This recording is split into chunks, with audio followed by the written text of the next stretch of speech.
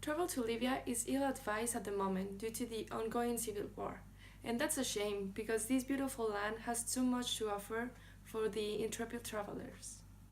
One of the largest countries in Africa, Libya, boasts a stunning Mediterranean coastline, gorgeous deserts, landscape, and no fewer than 7 UNESCO World Heritage Sites. These ancient sites are a reminder that Libya's history has always been tumultuous. Before Gaddafi's regime and the ensuing civil war, the country endures Greeks, Roman, and Italian rules. Bolivia has more to offer than war stories, from the mystical desert town of Cadames to the stunning Sahara Desert. This is a land of empty beaches, ancient mountains, trail, and shimmering oases. It is a land where sand dunes stretch to the heavens, palm trees reflecting the desert lakes, and prehistoric rocks carving decorate the dramatic Caucasus Mountains. The population of Libya is mostly Arab and Berber descent. Berbers make up about 10% of inhabitants and live in more remote areas. The rest of the population lives largely in coastal cities like Tripoli and Benghazi. Also, Libyan hospitality is legendary, and its people love showing travelers around. So, we are thinking of developing a kind of humanitarian tourism. So, we want to create a campaign for these people who are interested in attending this kind of adventure and whose aim is to meet different people, learn their culture, share theirs, and make something good with a gratification they will always remember. Hello, I'm Angelina dos Santos, a member of the travel agency Humanitour, and I'm here to present to you the potential obstacles that might providing you from developing tourism in Libya. So first of all, I think everyone is aware that Libya is affected by a devastating and complicated civil war since 2014, and it is not recommended to travel out there unless if you really need to go in the country. As for journalists, for example, who need to do fishing expeditions, to estimate the state of the war in the country in order to inform the rest of the planet of what is going on.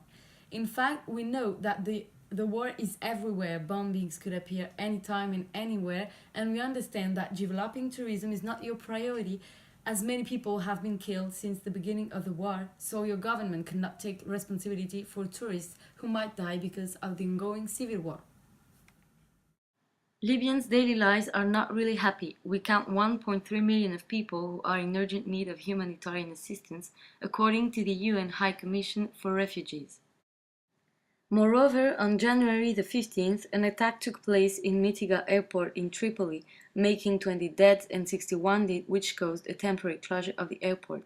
So, the major issue will be to convince people to go to Libya because of the instability of the country. People must be afraid of traveling here, and a lot of embassies do not recommend to travel out there.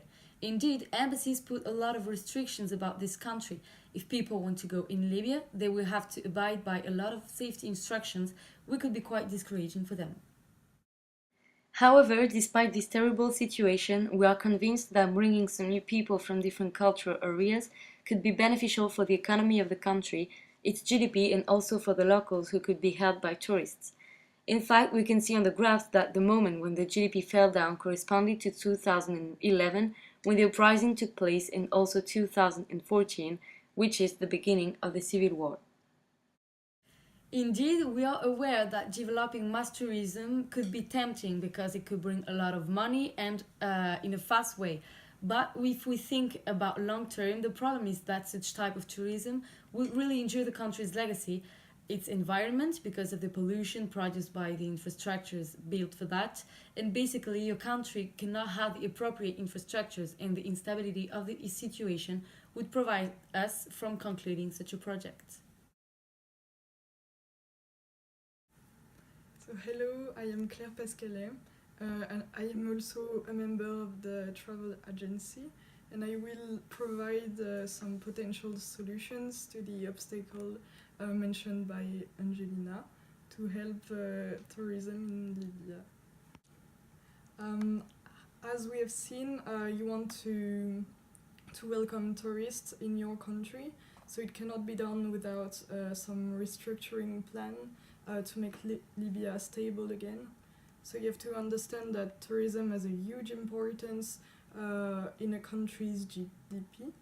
And with a country as historically rich as yours, it is a pity to waste its potential.